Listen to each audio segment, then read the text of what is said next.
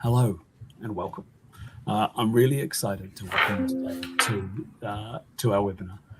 This is all about the next generation lawyer, and it's been amazing to see how many people have signed up for this year. I think a lot of people are realizing that 2026 has turned out to be quite late in the piece to be discovering some of these pieces, and actually it's worth going to those who have been leading. So I want to talk to you about this will come through. I'm going to introduce the panel in a moment. But just to give you some context as we fill up the room with everybody joining us in, we're going to talk today about the topic that matters to every part of the legal professional, not about what it now means to be a next generation lawyer. It's not a label for the young or the newly qualified. It's probably more of a mindset, a willingness to adapt, a readiness to use technology in a way that strengthens judgment rather than replacing it. It's also a commitment to raising the standard of what good legal work looks like. Across the market, we're already seeing the role evolve. Lawyers are moving faster and dealing with more complexity. Yet, they're also expected to show greater commercial awareness, clearer communication, and more confidence in their advice. Those expectations haven't changed because technology exists. They've changed because clients now judge value differently. In-house teams expect clarity at speed. Law firms expect their people to work with tools that reduce risk and support consistency.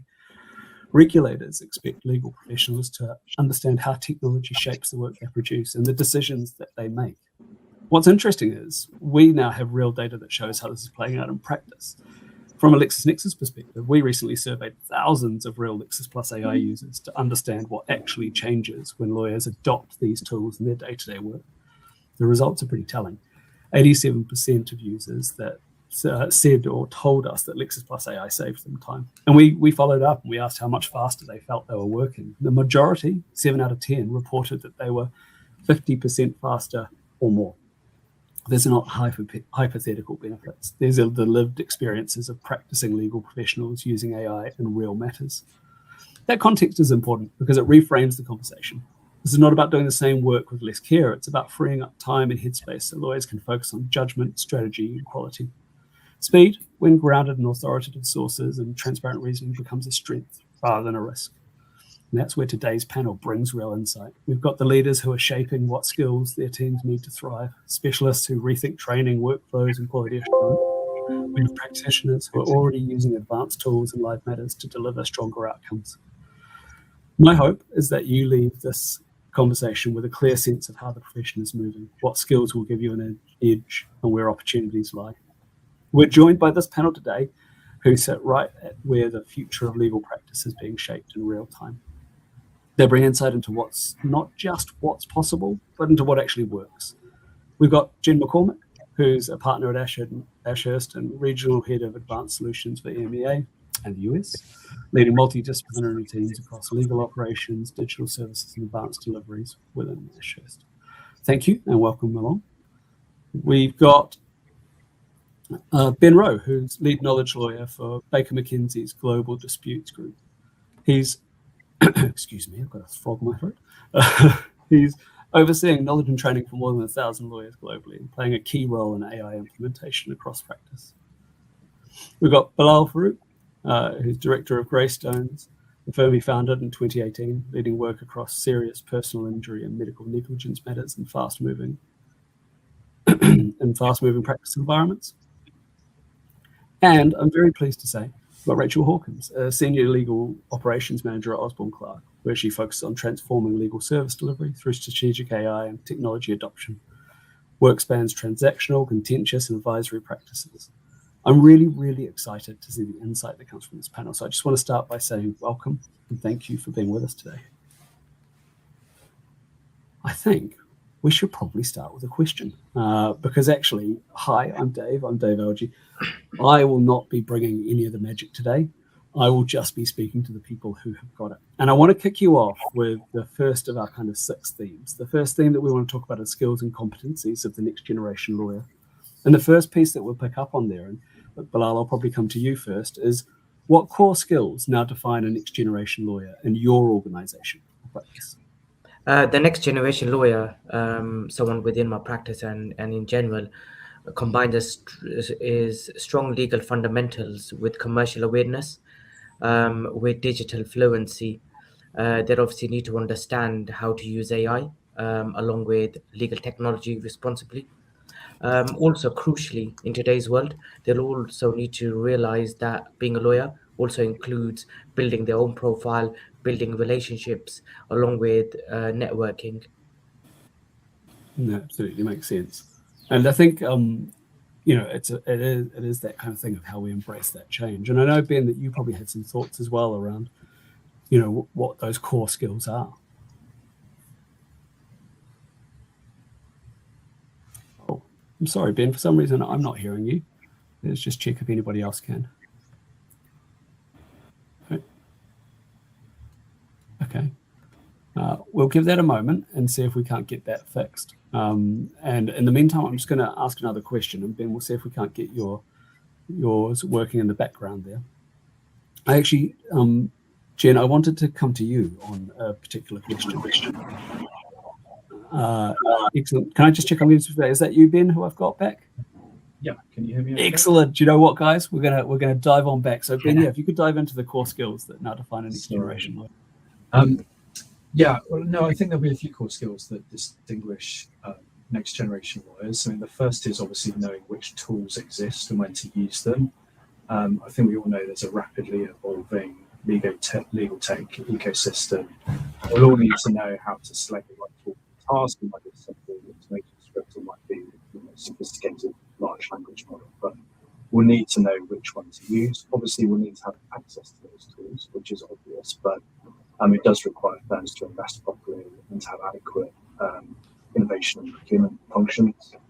The lawyers will need to know how to get the best out of those tools, and that changes constantly. So, for example, there are recent studies that show a lot of the current advice around detailed prompting for large language models is actually not necessary or even a bit counterproductive for some of the newer models. So we'll need fluent and fluent digital. Really. Obviously, knowing how to check the answers is really important. We need first draft mindset on the basis that AI can be confidently wrong.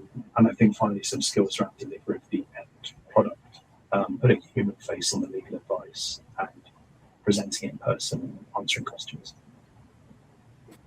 I love it. And I think it is so important as we change, and you mentioned that skill sets are changing as well, right? What worked for us 6 months ago sometimes now isn't working in the same way. It's really interesting seeing that evolve at such a speed. I wanted to check in on there, excuse me, if there are any particular behaviors or habits that now differentiate high performers in that kind of tech-enabled environment. And Jen, I wanted to check in with you on that. Yeah, I think there's a number of behaviours that are differentiating the high performers. To call it a few of those, and just touching on what Bilal said, curiosity is foundational. So our highest performers are not waiting to be taught everything. They're getting hands-on, iterating. They want to know how others are using the tool. They're exploring features for themselves. And they're really using the tech as almost a sparring partner in that way. And when it comes to the output, they're not accepting the first iteration. They're interrogating it, stress testing it, that critical thinking piece in terms of behaviours, just sitting on top of the output, the habit of pausing, what's missing, what would change my view. And that's something that we hear repeatedly in our roundtables that we do on this topic. It's analytical skills matter, but in terms of behaviours, it's that ability to evaluate, exercise judgment that is truly differentiating. I also think just finally is the piece on creativity. And what we're finding at Ashurst is that actually it's not necessarily the creativity and the behaviours of the individual, but more around the environment in which we're putting that individual in. And so, we had a great example recently working with a client where, the partner said, we have no idea, if we can get this output using AI, we need to work together and actually see whether this is something that can be done. And just giving the team that freedom to fail and turn experiments into outcomes, we unlocked a level of creativity in that circumstance that I don't think any of us thought was possible going into it. It's extraordinarily powerful, isn't it, when you've got that kind of give it a go safety in order to be able to figure out what the best thing is or how the results work. And actually, I sometimes think the failures are the most informative. They're the ones where you go, oh, goodness, okay. And then you can start to dig in why. It's really, really interesting. And I know, Rachel, you've got some insights on this one as well. Yeah, I think, I agree with Jen around the curiosity point. And I think it's something that's so important. And I think in terms of sort of habits we're seeing from our high performers, it is that genuine curiosity all the time. It's not just, oh, I set aside an afternoon or an hour and I had a bit of a play and then I went back to what I was doing. It's that genuine curiosity all of the time with AI. Sort of approaching everything that you're doing, saying, how could AI help me with this? Can AI help me with this? If so, what might that look like? And that sort of test and learn, that really just having a go and learning as we go. So I think that curiosity is so important. I do also acknowledge how difficult that can be for our lawyers as well. It does require a sort of a level of comfortableness with ambiguity in a rapidly changing environment. So we know that, whatever AI tools our lawyers are using now, they're going to be continuing to change over the coming weeks and months and years. And so there's, we sort of have to build that resilience into our people and that curiosity that they continue to sort of demonstrate that. And I think the other thing that we're sort of seeing with our high performers in this sort of new AI age is the ability to really put the client's outcomes front and center of what they're doing. I think this sort of first wave of AI excitement that we've seen in the legal sector has been all around how it can improve productivity or efficiency, make us sort of quicker at what we do. And that's great, and I'm sure clients do want us to be quicker. But I think there's more value to be unlocked, thinking about the real value that we can deliver to clients and what that means and how we can change the product that we provide to clients or how we can change the service that we provide to clients, keeping them front and center. And so I think it's that those sort of two things combined, that genuine curiosity, but then the ability to sort of think about that curiosity in terms of what that means for our clients and what do our clients want, and what might our clients need, sort of anticipating that for the future. So I think, yeah, I agree with Jen on sort of some of those elements. I think I love that the two of the key words I pick out that I just heard are curiosity and creativity. And I think so many people look at AI and they kind of think of the big machine and throwing pieces out. But actually, it is so insightful when you think about the high performance and what that looks like. Actually, it is that curiosity, it's that creativity that allows us to get the magic from it. Now, we've got 6 themes today. So theme 2 is really how legal work and workflows are changing. And I actually, Rachel, we're going to stick with you because I want to have a check-in around what parts of your workflow have changed most as AI has kind of matured as we've been on this journey. I think there's probably 2 stages of this that we have seen personally at Osborne Clarke so far. And I'm going to sort of take us back to 2023, if I may, just for a moment. So back in 2023, we sort of launched our own internal GPT tool. And that was really transformative in giving our lawyers that safe space to experiment, to be creative and curious, as Jen was saying, and have a really safe space to fail if they need to, and to learn how to use generative AI in a new way. And I think that really provided a fantastic baseline around AI fluency and how we start to build that in our organization. And sort of fast forward 2024, we start working with sort of vendors in the market and thinking about other technology tools. And we saw, lots of legal tech tools are now adding their Gen AI elements as well. And so we sort of see that. And I think this first wave of sort of workflow maturity we've seen is around what we call sort of horizontal tasks. And so these are the sorts of tasks that all of our lawyers do, regardless of what area you practice. And it could be, how can Gen AI help me with drafting? How can Gen AI help me with document review, whether that's multiple document review, single document review? How can AI help me with legal research? These are sort of the horizontal tasks that all of our lawyers are doing. And I think in the early stages, we saw a real evolution there around sort of the democratization of what we see, that lawyers have got their hands on these tools and they can do so much for themselves without their technology teams. And those sort of horizontal tasks have really evolved and taken off, and adoption has been fantastic. I think then sort of thinking about how that's matured and where we are now, is we've sort of got those horizontal tasks, and everyone sort of adopted the AI in those areas. Now we're sort of shifting our focus onto sort of more vertical transformations, and we're trying to think how we look at a whole service delivery or a whole transaction or a whole disputes, whole advisory piece, end to end, and how can AI affect each stage of that workflow in sort of a connected, seamless way for our lawyers and for our clients. So for example, how can we take, in transactional work, how can we take the whole workflow and the sort of service delivery of that and start to think about how AI can influence that? So from sort of initial scoping, document review, risk flagging, report generation, post-completion, how do we see AI fitting into that whole workflow and being able to transform that full piece? And so I think we've sort of seen those two stages at the moment, that horizontal bit that sort of evolved, and now this vertical transformation that we're sort of putting a bit more time and focus into.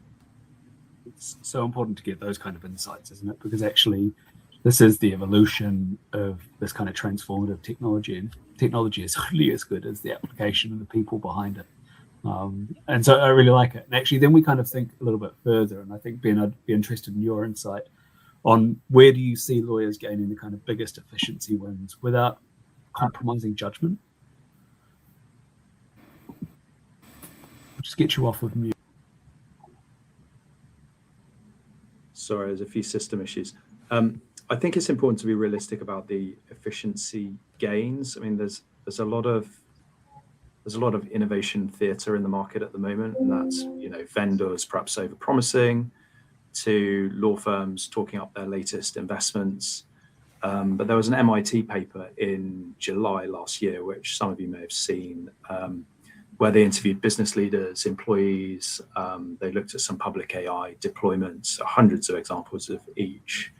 And what they found was that 95% of organizations are getting zero return from their AI investments at that time. And most of the ROI was to be found in the less glamorous back office applications. Of course, there are exceptions, but I think we have to also be realistic.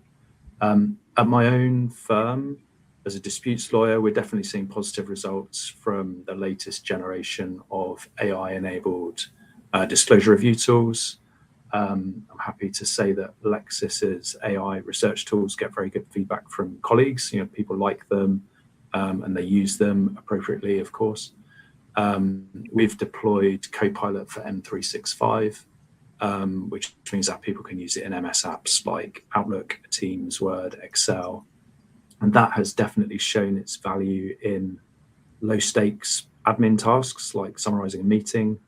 And as that tool has evolved, we're definitely starting to see greater possibilities with it.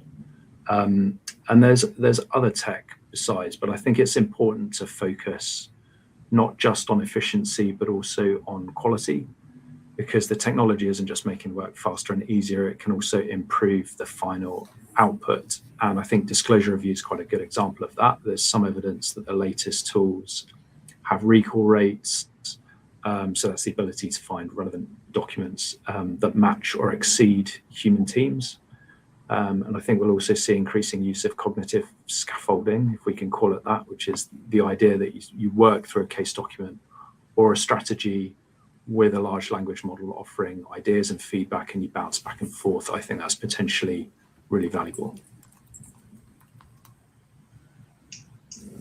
Sorry, I was just busy writing down the word cognitive scaffolding. That's awesome. I was like, I need that in my notebook. And I think you're right. I think it's interesting. There's a lot of claims out there in the market, right? Now, I've got to be careful what I say there. I can only speak for us, but I mentioned at the start that actually we asked people how much time they saved.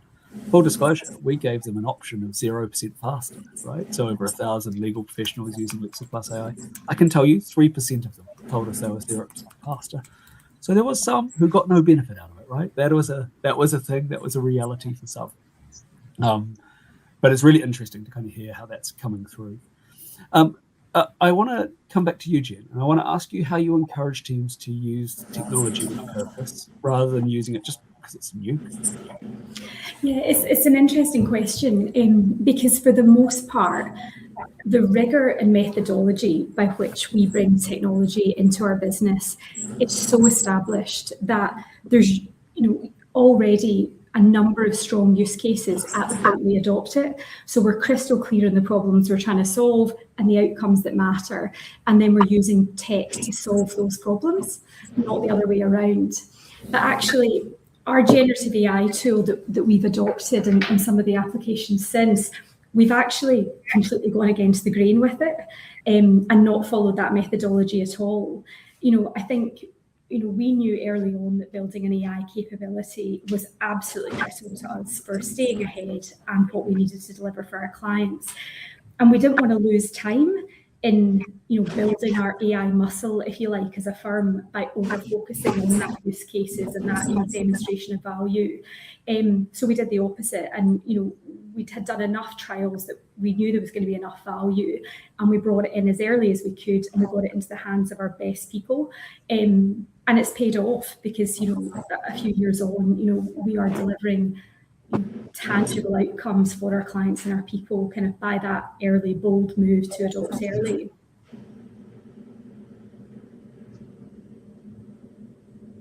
Excuse me. That makes absolute sense, and I think it's really interesting as we kind of develop these conversations, kind of where it takes us. And actually, I want to move us on to theme 3, because I think that development is really important to talk about. Theme 3 is around the kind of training and development for junior lawyers, and actually the way it works out, I've got one back for you again.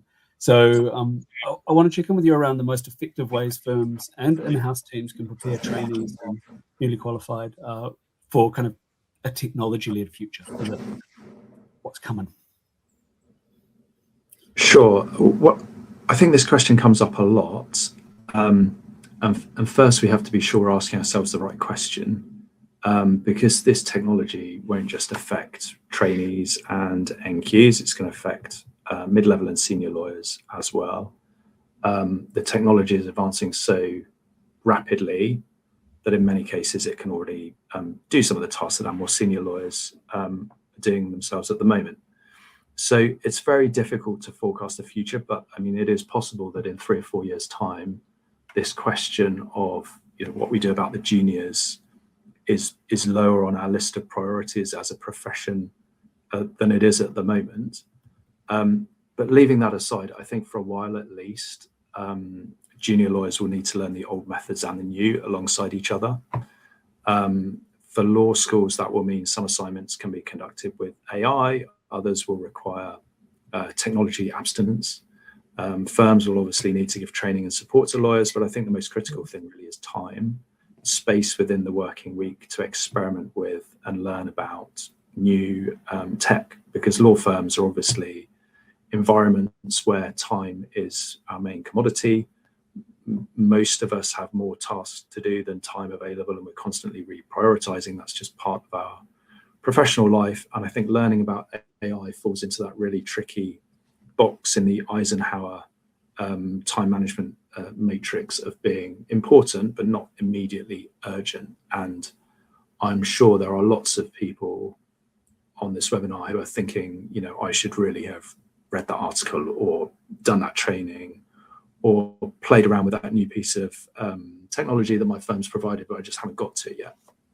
And the thing I've noticed in my own firm is that the people that are furthest ahead in using these kind of tools are those that have had the time or have made the time.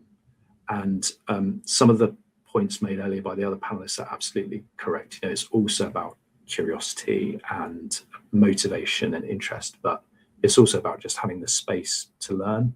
And I think that's really important. Yeah, it makes so much sense. And it's really interesting.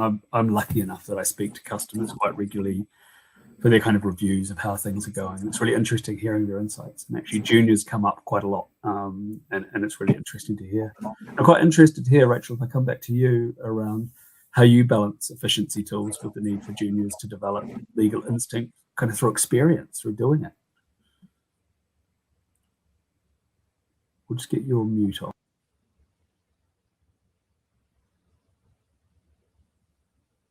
And we can talk about juniors in particular, because I think everyone's talking about juniors in this space at the moment, but I think it does apply to sort of everybody.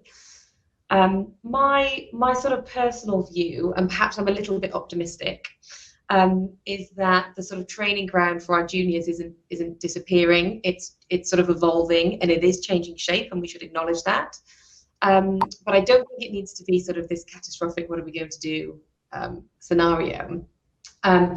And the way that sort of I like to think about it is that we're sort of encouraging our juniors to use AI to amplify their legal instinct and critical thinking, not replace it. Professional judgment is still so important, and I think that's what AI isn't replacing, but really how we can use AI to sort of amplify that. And the way that I sort of like to think about it is, instead of sort of our juniors spending days or hours on mass document review exercises, which ultimately I'm sure clients don't want to pay for in any event, we're now really asking our juniors how they can apply their sort of legal instinct and critical thinking to the output of AI. And I don't think that needs to be a radical departure from where we are today. We are already asking our juniors to apply legal instinct. We are already asking them to apply critical thinking. We're now possibly just asking them to apply that sort of at a further on stage than we have been previously. But I don't think it needs to be sort of a huge radical departure from where we are. And then the other way that I sort of like to think about it is, again, I'm taking us back all the time. I know we're talking about the future in this webinar, but I'm talking about the future by reflecting on the past. And I'm going to take us back even further this time to sort of the early 2000s, when we sort of really saw search engines take off and the digitization of content and knowledge in ways that we've not seen previously. And a concern about what that meant for research skills, and are we still able to research, and how are we going to research, and how do we know we're going to do it effectively? And I think what we saw there was that sort of our juniors and us as a profession, we learned over time to become sort of better evaluators of that information that we're receiving through different mediums. And I think that's a sort of similar thing to what we can see with AI now. Yes, we are at a turning point, and yes, it is evolving, but hopefully it is an evolution, not a revolution that we're seeing. I also think as well, we sort of always approach it from the sort of more pessimistic side, but there are some positives as well, and some benefits to our juniors using AI. So for example, if AI is this big efficiency gain, and our juniors are spending less time on some activities, does that free up their time to spend in client meetings and sort of watching and learning from partners and more senior colleagues? It's an incredibly valuable learning ground for them to be able to do that. So if we are freeing up time, what are the other activities that they can be doing to help shape them and help sort of develop that critical thinking and that legal instinct? And then the other thing I heard from one of our trainees, which I loved, was how they are using AI as a sort of on-demand supervisor. So they're sort of saying, I'm doing the work, and then I'm using AI to check my work and asking it to behave as a supervisor, so I can get a first feedback loop before it actually goes to my supervisor. And so I love that idea that they're using it as sort of this on-demand supervisor. You know, juniors will always say they want more time in supervision and from seniors and from partners. And this, you know, is sort of a new feedback mechanism that they can learn from potentially. So I think there are some positives to take as well, and that we shouldn't lose sight of those.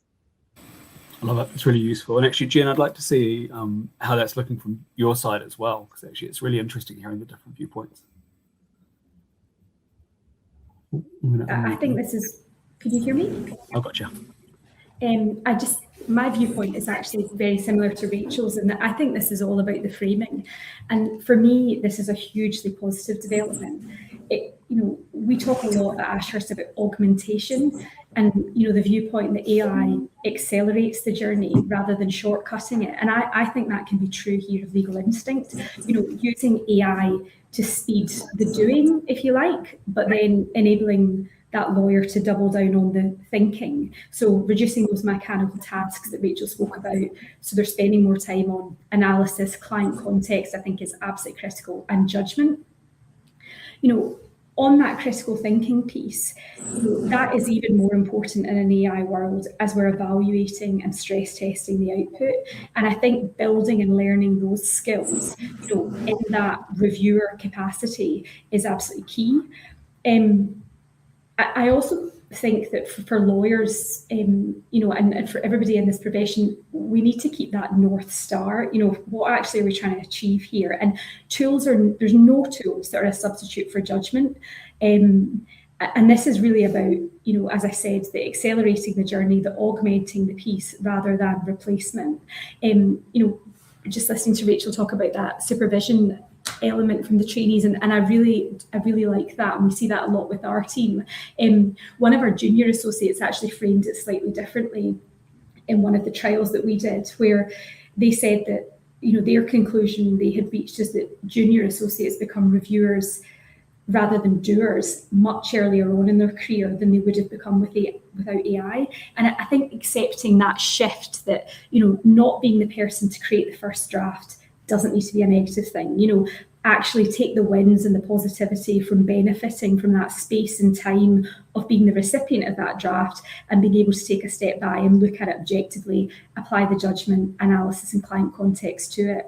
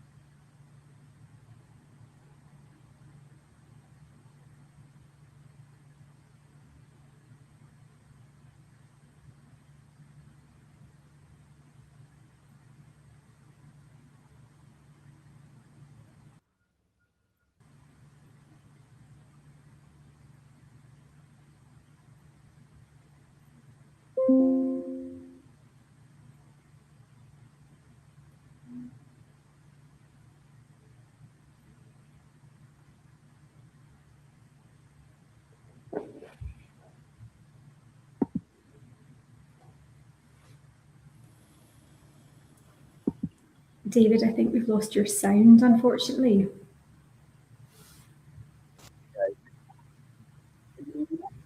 It's very quiet.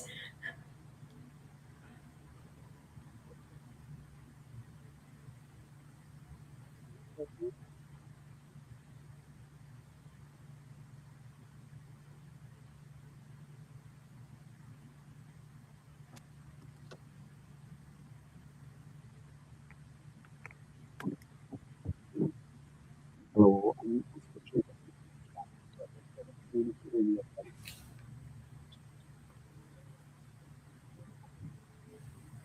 Can you hear me okay now?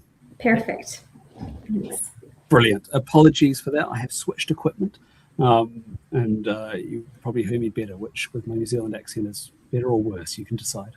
We're going to move on to the fourth theme around confidence, credibility, and responsible use. And Bilal, I'd like to come to you first. I'd like to ask, where do you draw the line between appropriate reliance and over-reliance? In regards to AI, obviously with AI, it's extremely useful insofar as research, drafting, issue spotting. But I think, as Jen mentioned earlier on, accountability is always important. And obviously that means when you're using AI it's important to ensure that you're checking, understanding the conclusions that are reached, and more importantly, applying professional judgment to it. Where it becomes over reliance, I think it's important to check everything that AI has produced, because I think where I am always of the view, if you can't confidently explain the advice to a client or in front of a regulator or court, insofar as the case law is concerned, that AI has produced, it's important to check things through. And I think there should be all the systems and processes in place for the accountability and checking element in respect of what's being used and what isn't. Absolutely. Yeah, I think it's and we're learning all the time what that looks like. And actually that kind of leads me to my next question, Jen, where I wanted to check in with you around what gives you confidence in an AI assisted answer and what red flags prompt a kind of human review.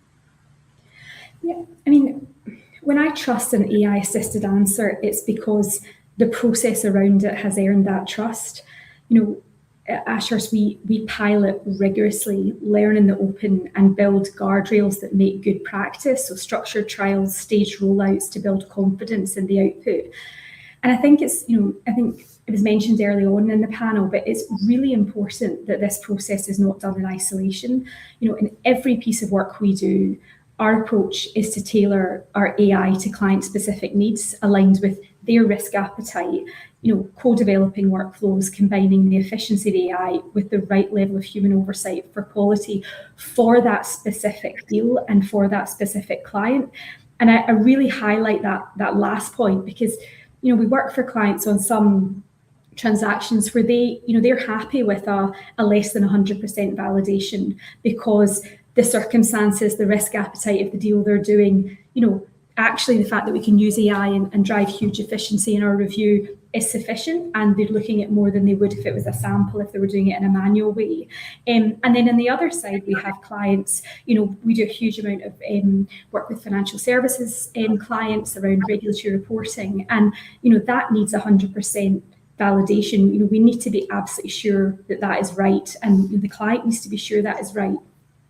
We actually had a really interesting example, I think, round about this time last year, where we were quite reserved in our view of how well the AI would do on a specific matter. And the client was being told by another firm that the AI would nail it, there was no need for human oversight. And they put us in a pilot head-to-head for a few weeks.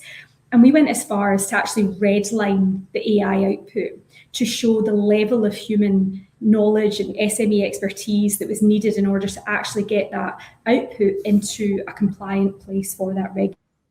And I think the client, we were successful in that transaction despite being the more expensive option. And that was really around that openness and transparency of which we approach the AI. And I can't stress that enough in terms of having the open dialogue with clients. It's really odd for lawyers to be in that mode of really vulnerable, saying, we actually don't know, or let's work on it together, let's see where we get to. But I think that approach has to be the only way because, I think Ben touched upon it, the hype or the overselling. Clients are too savvy for that. We're all, those times have gone. Ultimately, we're all learning together here. And actually, I think it's about those who are willing to go into that partnership and work together to get the best out of the AI is the ones that are really going to thrive in this environment. It makes so much sense. And I think actually, Ben, I'm going to come on towards you because a lot of what comes into that is, how important are the kind of grounding, citations and transparency when you're using AI in client-facing work? It's such a good point.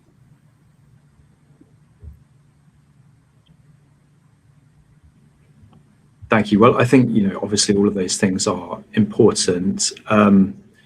Grounding, which as people probably know, is connecting the AI's answers to verifiable, identifiable information, and then anchoring that response to a particular set of documents or database, rather than just pattern matching based on what the AI has learned. I think that's important, and citations are also important because they help the end user link back to the source material and check it, but none of that prevents errors. So the model can still retrieve the wrong documents, it can misinterpret the documents, it can cite things incorrectly. And for me as a litigator, that's a subject very close to my heart because at the last count, there are over 700 reported cases worldwide of fake case citations. And those are just the reported ones. I went to a conference last year and the audience were asked to raise their hands if they'd ever come across fake case citations in practice. And I'd say 25% of the audience put their hand up. So it's a really widespread issue. And the real problem situations are not the ones where it's just some made up case name, but where the AI gives a correct case name, but very slightly misrepresents the law. And that's hard to spot even for an experienced lawyer. So there is the risk that citations give us this false sense of security. All they really are is a quicker route to check the AI's answer, but they're not verification in themselves. And then just quickly on transparency, I know some court guidelines around the world require lawyers to disclose when AI is used. So the Canadian Canadian Federal Court, some US district courts also mandate this. Other courts just take a more neutral stance and say, look, if you're going to use AI, you have to use it responsibly, but there's no disclosure obligation. And you can see the same thing in the professional guidelines. So in some jurisdictions, lawyers are obliged to tell their client when they're using AI. Others are less prescriptive. But obviously the important point is for lawyers to know what their own rules say and to follow them. It's really interesting, isn't it, as we kind of move forward. I think that the fake cases one is terrifying. And worthwhile coming through. It'd be remiss of me not to celebrate the citations within LexisNexis to give you access directly, as you say, to the content. I will go no further, but just say pleased about that. Let's jump ourselves into theme number 5, organizational readiness and cultural change. Actually, cultural change is so tricky, and so I'll be really interested to get into some of this. Jen, I'm going to come to you first. I want to ask how you've helped colleagues shift their mindset towards kind of technology-enabled practice. And I'm going to come to everybody for this because I think it's such an interesting piece. Let's start with you, Jen. Sure. I mean, the honest answer is that I think, at Ashurst, we're massively proud of where we got to as a firm in terms of our people embracing technology, but that hasn't happened overnight. We have been tracking the arc of AI and all of its iterations in law firms since, I think, 2013. We've invested heavily in our digital capabilities, both buy and build, for well over a decade. And, no more is it evident than how we've embraced generative AI as a firm. We're one of the first, global law firms to roll out generative AI capabilities into the hands of every member of staff, so not just lawyers globally. And today, I think, in terms of our entire workforce, 75% of our business use it every single day in their job related to the delivery of legal services. So it's part of our norm. It is part of our culture. It is a major part of our strategy as a firm.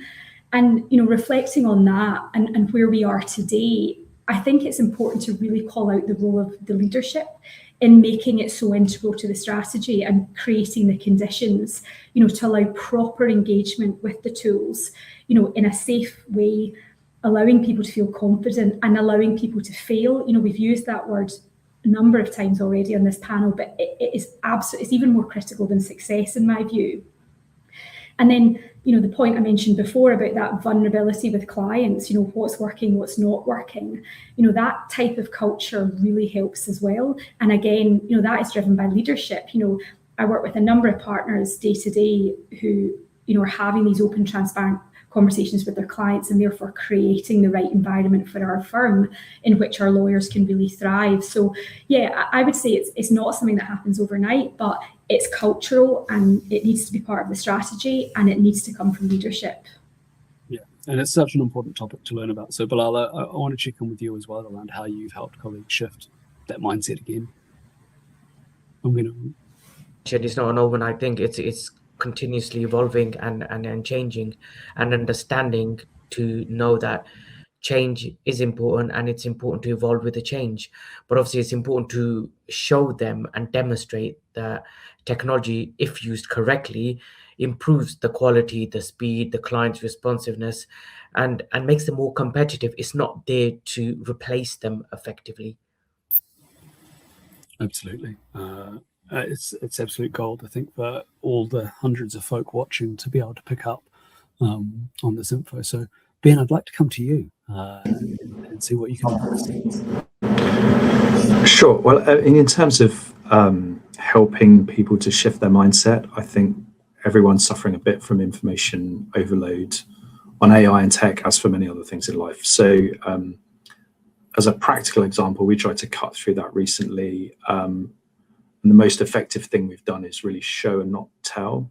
So we had a regional meeting with several hundred of our practitioners, and we dedicated time to the lawyers sharing real life examples of how they're using AI right now on their own matters.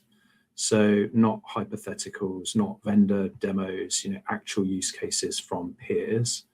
We gave everyone 5 minutes each, said one after another, nice, short, focused. We said, don't gloss it, be honest, what works, what doesn't. We let them put things on screen if they wanted to. So everyone sitting in the audience can then see and say to themselves, oh, sure, well, I can do that myself right now. So we had colleagues talking about AI and disclosure review, legal research, translation, drafting support, a few of the more novel cases as well. And I felt that was quite a good way to approach it. As Jen said earlier, everyone is learning in this situation. So I think the best thing is just to share knowledge with each other, and that seems to be quite effective. Absolutely. Yeah. I think there's something magic about bringing people together and seeing what they're actually doing. And I think that's really amazing, right? The kind of whole rubber hits the road. What are people doing in practice and testing it? How about for you, Rachel? Yeah, I think sort of similar to what everyone has said. Ben, I wrote down this sort of the show not tell, because I really like that mentality, and I think I'm sure that's something we've all been doing, but something we've been doing at OC as well, is really trying to make sure that lawyers are learning from each other, and we've got that peer-to-peer, and they're learning from themselves. And I think what's super interesting about sort of these Gen AI tools and these legal tech tools that we're now seeing is it has really democratized legal tech. And for the first time, we're really seeing the sort of power, I suppose, move from technology teams into lawyers' hands directly. So now we've got our lawyers with the exact domain expertise they need, being able to use these tools and be able to self-build and self-create things that previously they might have had to ask their tech team to help them build out to begin with. So I think the backdrop of all of this is that this is super exciting democratization of what's happening and how lawyers are now able to do so much for themselves. Some of the things we've been doing at OC to really shift that mindset then into sort of using that technology and sort of putting it front and center. As Jenna said, that curiosity and continuous learning, peer-to-peer learning where we can. We've launched an AI ambassadors network across our global practice. So we've got about 60 people internationally who are sort of our AI ambassadors, who are sort of boots on the ground, if you like, people who have time protected to learn more about AI and to help their colleagues and to help them from that sort of that peer-to-peer help, not come to the technology team and I don't necessarily understand the details of what you're telling me. So we've been really trying to use that sort of network as that curiosity and continuous learning. I think culture is so important, and I know Jen touched on this at the very beginning, and having that sort of safe culture, that safe culture to fail in where we can. It's very hard in our profession, we don't like talking about that. But also creating a culture where people feel that there are no silly questions. Because if someone does have a question that they think might be a silly question, you can almost guarantee that 80% of the room also have that same question, and they're going to be really grateful that someone asked it. So making sure we've got that culture where anyone can ask any question, people can feedback what worked well. We love to hear success stories. Even more than success stories, we love to hear what didn't work well, so that we can learn once and share that information, and we don't all make the same mistakes over and over again. So we love to hear the success stories. We like to hear what didn't work. We like to hear people's ambitions and people's fears, so that we can start to think about how we really support people through that in sort of a cultural, organizational change perspective. I think another huge part of this is around transparency and trust. And there's many different ways this comes out. And I can see there's been a question actually from Richard around trust. Will trust become one of the sort of defining currencies moving forward? And I think transparency internally in how we're using our technology. I think transparency with clients about how we're using this technology. I think all of that helps to build trust. All of that helps to build this continuous learning together, because many clients are on the same journey as law firms are. And I think having that sort of responsible AI approach and that really transparent approach helps build that trust. And I do think trust is going to become incredibly important. It's always been important, but even more important as we move forward. And I think that last bit is I always sort of try and take it back to that client centricity piece, because sort of the reason we're all doing what we're doing is to provide the best outcome and the best value that we can to our clients. And I think we need to not lose sight of that when we're thinking about sort of our internal transformations and how we're working and what we can do. So I think constantly, we say to our people, constantly asking yourself, what can the AI do for you? But also, how does that benefit the client? And how can we provide that added value, that faster outcome, a new way of working to the client?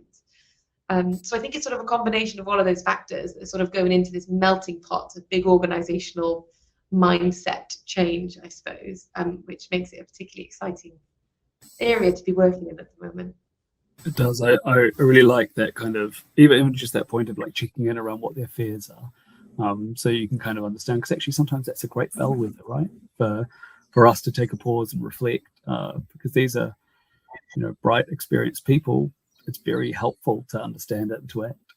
And that sort of probably brings us on to our final, theme 6, our final one, which is looking ahead and kind of thinking about the lawyer of tomorrow. And actually it gives us a chance to kind of think positively about what comes next, how does it work? And so, Bilal, I was going to come to you first around, I want to ask what skills will matter most for lawyers entering the profession in the next 5 years? So basically, critical thinking and obviously legal analysis will always be important. But I think here, predominantly, lawyers need to be comfortable. I think what we discussed the topic today with AI technology, that is looking to be the future, and I think it's important to embrace that, along with being able to adapt accordingly, and obviously building relationships and your own profile as a lawyer. That's important as well. Yeah, I think it's that's wildly important actually. And actually it's interesting as we move on and we think about how we see, and actually I'll come to you, Ben, on this. How do you see the balance between legal expertise, technology capability, and commercial judgment kind of evolving? Sure. I think it's really interesting. You see some assumptions in the commentary about what AI will never be able to do. So sort of supposedly, human-only things that the machine will never be able to replicate. So AI will never be able to, know what questions to ask a client, or how to plan and prioritize a matter, or how to negotiate, or how to offer reassurance and display empathy or read body language. And not all of those are safe assumptions, because there's no reason in principle really why LLMs can't do quite a lot or all of those things. And in fact, some of them already are. So I think some of those statements may be a little sort of psychological self-reassurance to ourselves.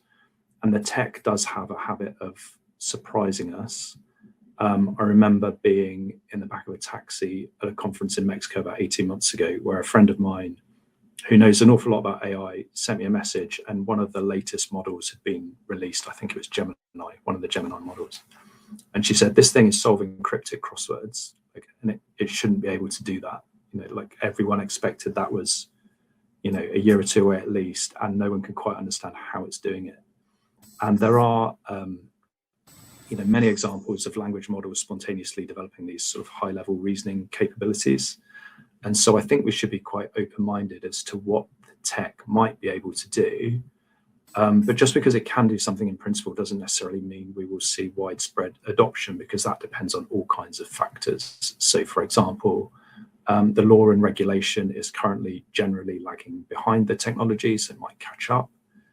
We may see attempts at protectionism from professions which are challenged by technological developments.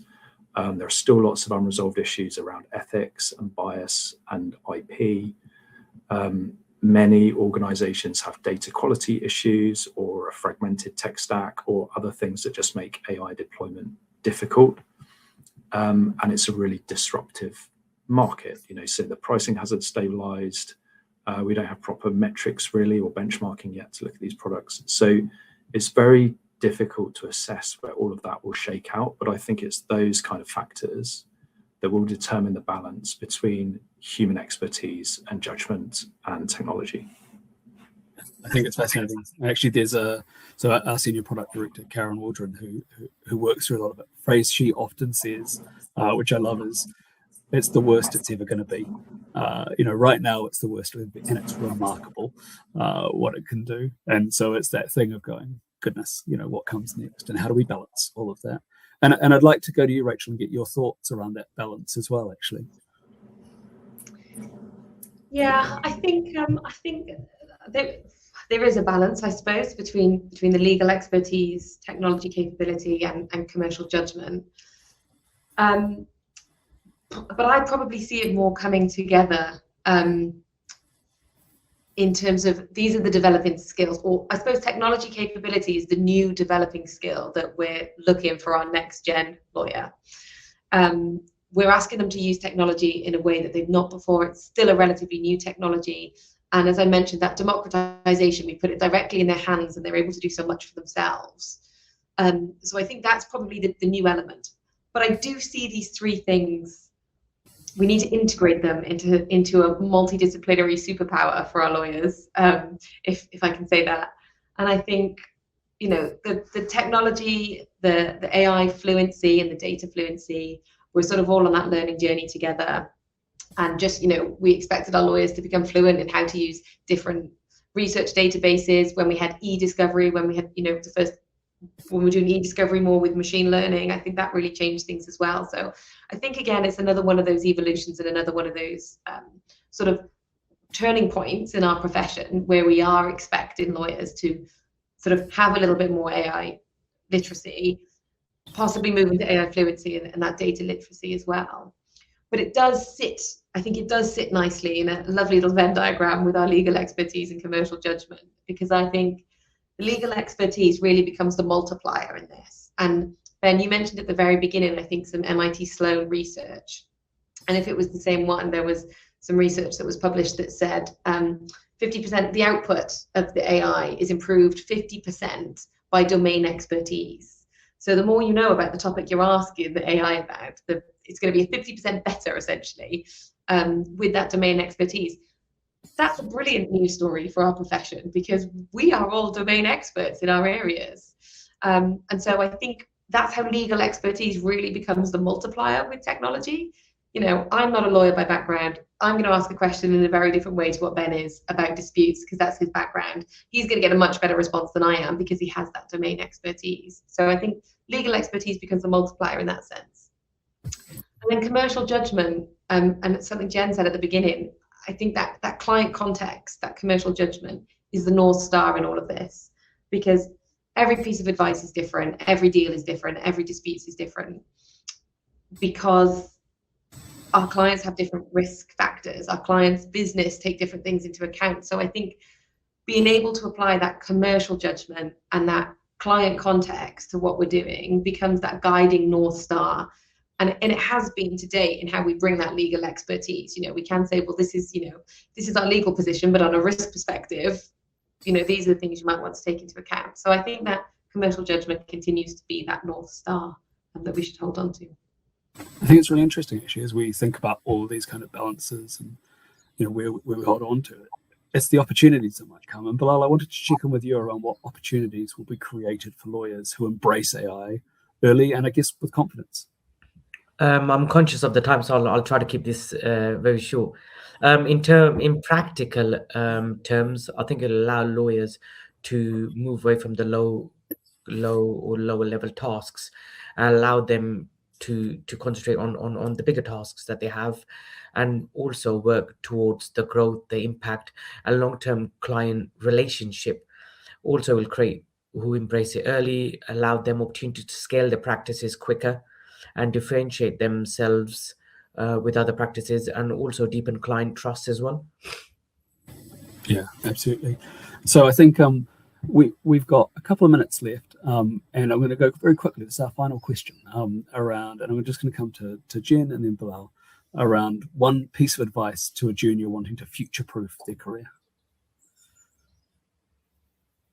They just bring together everything that I've heard all of the speakers say today. You know, if you remember one thing, in a tech-enabled environment, the habits that set you apart are profoundly human. You know, everything we're talking about today, judgment, curiosity, creativity, communication, collaboration, these are human habits.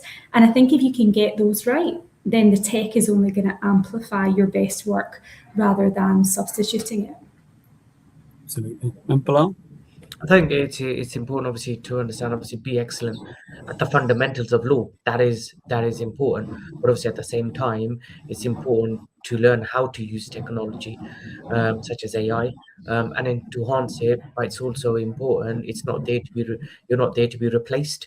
Your judgment is effectively important. Thank you.